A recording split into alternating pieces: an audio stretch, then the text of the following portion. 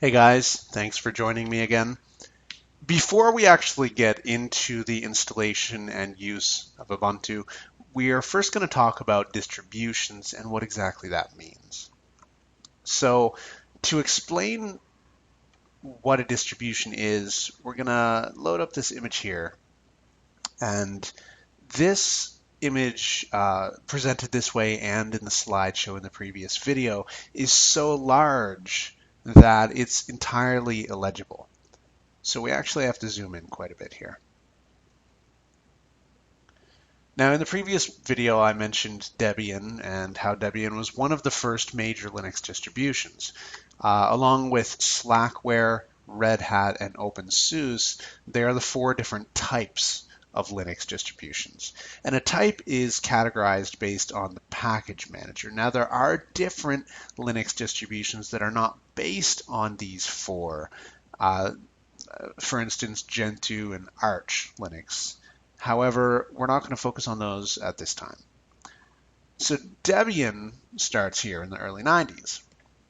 And as time goes on, it begins to get forked, which means that other people come along and use the source code base of Debian to create their own Linux distribution.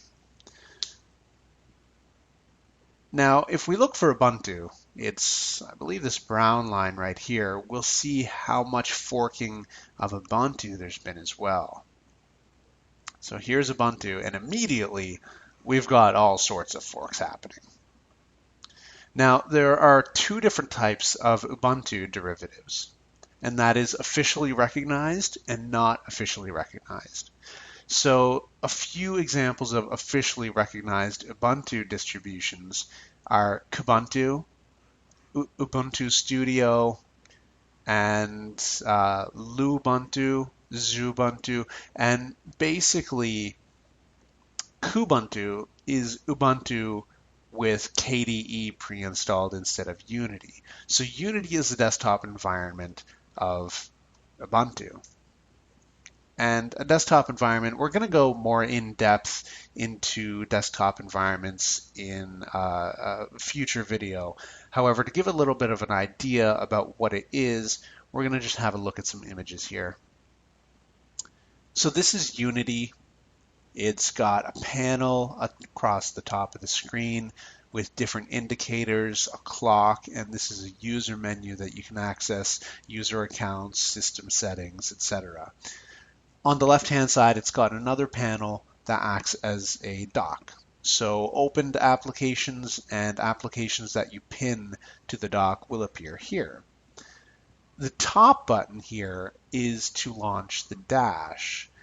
And now the Ubuntu dash is incredible. I absolutely love it. While I don't like much anything else about Ubuntu, the dash is really awesome.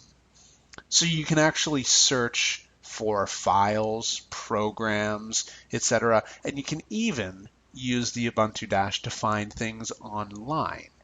So it's actually a pretty neat concept. Now, Kubuntu has KDE pre-installed, which is a different desktop environment. And so it's going to look and act differently. Now this is KDE 5 Plasma. They call it their desktop environment. So KDE Plasma 5. And obviously you can see the differences. It's got a window list here of open windows. It's got the indicators and time over here and the main menu right there, which looks like this. Now, the Kubuntu and Ubuntu Studio and others are officially recognized derivatives of Ubuntu, but Linux Mint is not. If we go to linuxmint.com, you'll see that they did in fact develop their own desktop environment called Cinnamon. And Cinnamon, the desktop environment, is absolutely beautiful. It's one of my favorites. If we look for, here we go. Should be able to just click on this. No. Oh, yep, there we go. Okay. So this is Linux Mint with the Cinnamon desktop environment. It's similar to a classic desktop environment in that it has a panel at the bottom with a main menu and a window list of open windows.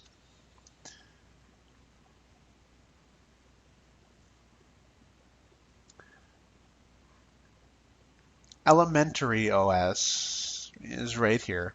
That's another one that I want to talk about. I've used Elementary in the past, and it as well, in very different ways, is very beautiful, very fun to use. The aesthetics alone are just absolutely mind-blowing.